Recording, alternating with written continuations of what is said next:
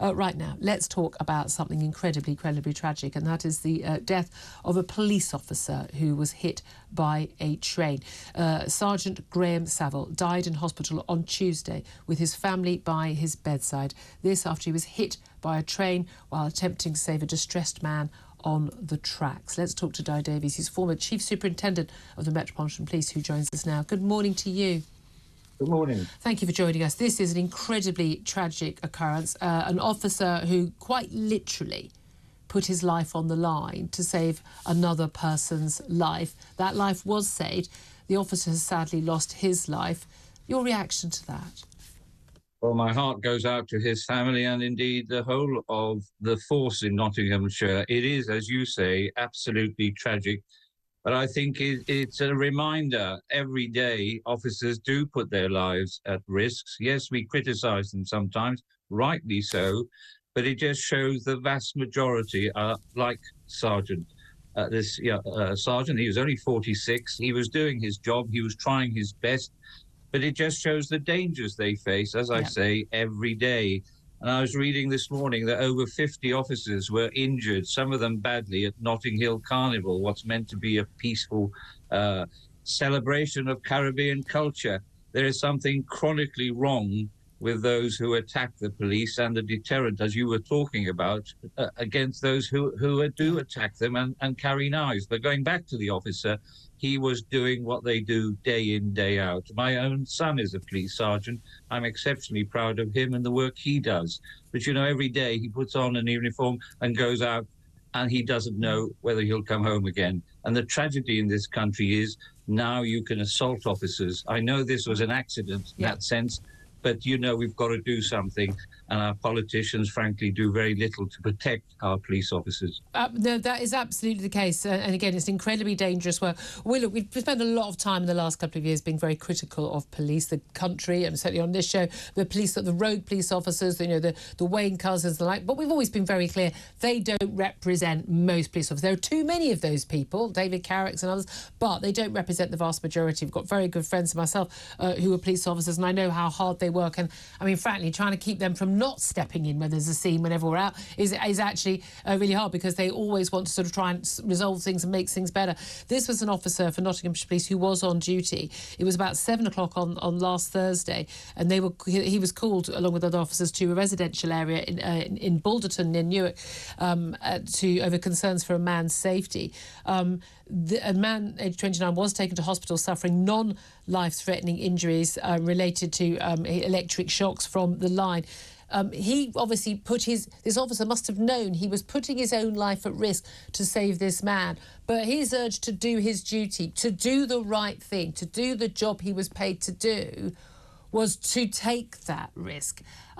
That's something that a lot of us don't do. What is it about people like Sergeant Graham Saville that means that they do go above and beyond and that they do choose to serve like that? Well, it's a very good question, and I served for 30 years, and quite often I've been injured, had a fractured spine, I've been stabbed, etc., etc. Why do you do it? Well, one, you enjoy the job. Well, you did in my day. You look forward to going to work, and if you can do a job where you actually look forward to going to work, that negates any other aspect. And I have to say to you, on a Friday, Saturday night, I looked forward to going to work when I was a street God, I would have thought I'd be dreading it if I were an officer, thinking, oh, here we go. No, well, one, you're there to help people. Two, you're there to protect the vulnerable and the innocent. And there is a huge satisfaction to doing that.